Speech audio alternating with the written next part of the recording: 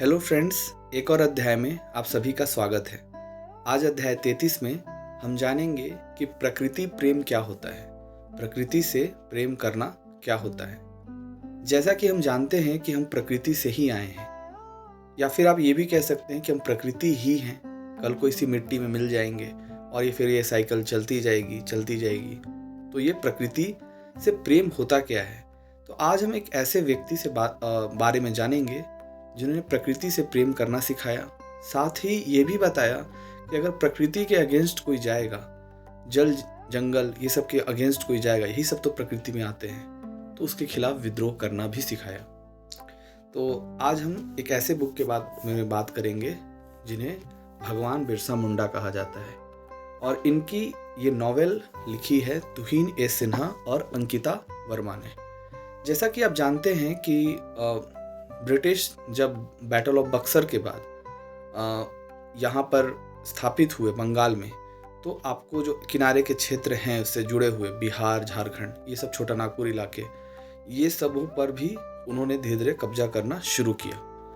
और जिस तरह से जमींदारी व्यवस्था, परमानेंट सेटलमेंट्स फैल रही थी, उसमें उन्होंने कॉलोनी स्थापित करने के लिए और ख़ास करके जो टिम्बर का जो व्यापार था उसको स्थापित करने के लिए उन्होंने झारखंड वाले इलाकों में, उड़ीसा वाले इलाकों में कटाई करनी शुरू की, यहाँ के रिसोर्सेज को लेना शुरू किया। और 1857 से पहले कोल विद्रोह हुए, संथाल विद्रोह हुए और काफ़ी जनजातीय विद्रोह देखने को हमें मिलते हैं, और काफ़ी वीर सपूत जो इस जनजातीय विद्रोह में मारे भी गए।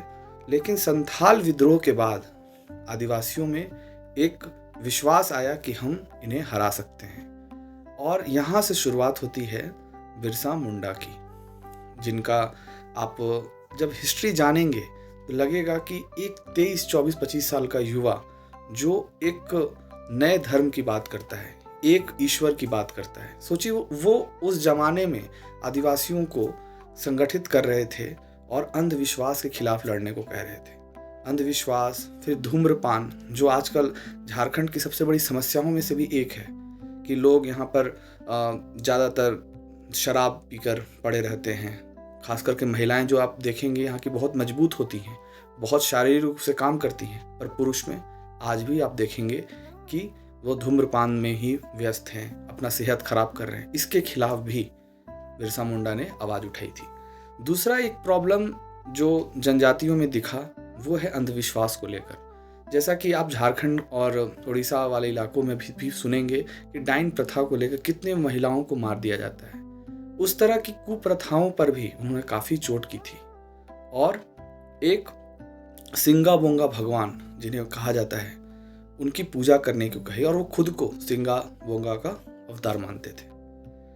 उसी तरह से जब ये आगे बढ़ी तो एक तरह से आप देखेंगे कि वो पूरे के पूरे सुधार पर, आदिवासियों के पूरे सुधार पर बात कर रहे थे, उनके खिलाफ उन्हें चेतना की बात कर रहे थे, उनके लिए उनकी शिक्षा की बात कर रहे थे, उनके अधिकारों की बात कर रहे थे।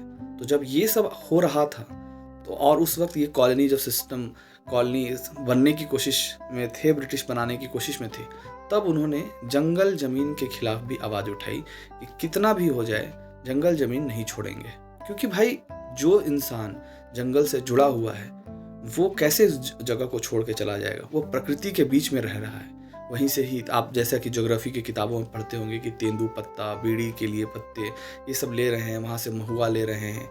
आपका जीवन ही अगर उसी से जुड़ा हुआ है, और ब्रिटिश वहाँ पर आते हैं और वो सब कुछ जंगल काटने लग जाते हैं, वहाँ पे सेटलमेंट करने लग जाते हैं, तो ये बर्दाश्त नहीं करते। और उसके बाद क्रांति होती है, आवाज़ उठाई जाती है और बहुत भयानक विद्रोह होता है। जैसा कि आप मुंडा जब विद्रोह में, जब सबसे ज़्यादा नाम आप बिरसा मुंडा का ही सुनेंगे।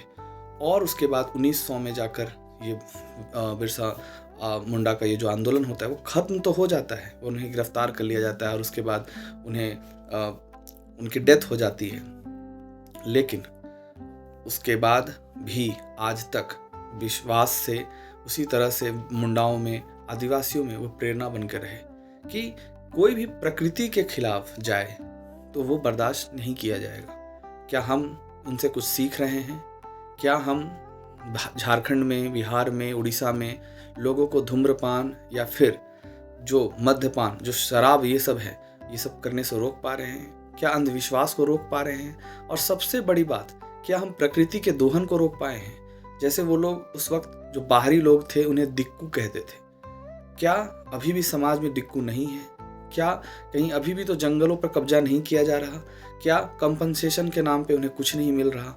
जहाँ पर जंगल हटाए जा रहे हैं, क्या वहाँ पर उस तरह का विकास हो पा रहा है? बिल्कुल नहीं। आदिवासियों के अधिकार आज भी मारे जा रहे हैं। तो हमें आज भी बिरसा मुंडा की ज़रूरत है। बिरसा मुंडा जैसे लोगों की ज़रूरत है जो प्रकृति पर बात करें, जो प्रकृति की आवाज़ आप तक पहुँचाए कि आखिर में प्रकृति क्या चाहती है। वो आपसे दोहन नहीं चाहती। वो ज़रूरत के लिए आपके साथ हमेशा खड़ी है प्रकृति, पर आपके लालच के लिए प्रकृति कभी भी साथ नहीं खड़ा रहेगी। तो बिरसा मुंडा को फिर से याद करके हमें आज की जो स्थिति है, जिसे हम आर्थिक विकास कह रहे हैं, कहीं ऐसा तो नहीं कि हम आर्थिक विकास के नाम पर पर्यावरण का दोहन करते जा रहे हैं? क्या ऐसा तो नहीं कि हम आर्थिक विकास के नाम पर या फिर डेवलपमेंट के नाम पर किसी सिर्फ पैसों के पीछे भागने लग गए हैं? प्रकृति का कुछ भी समझ नहीं है, सिर्फ दोहन करना जान रहे हैं। तो एक बार जब प्रकृति का दोहन करना आप शुरू करेंगे और एक बार जब वो खत्म हो जाएगा, तब आप क्या कीजिएगा? तब कहाँ जाएंगे लोग? तो इस तरह से आज भी कहीं ना कहीं लड़ाई प्रकृति की और विकास की ही है। विकास किस चीज़ पर? क्या प्रकृति के दोहन पर? यह कभी भी कतई भी बर्दाश्त नहीं किया जाना चाहिए। और बिरसा मुंडा का यही संदेश था कि प्रकृति के खिलाफ अगर जाएंगे तो विद्रोह होगा, चाहे कभी भी हो, चाहे आज हो, कल हो, भविष्य में हो। तो आज के लिए इतना ही। धन्यवाद।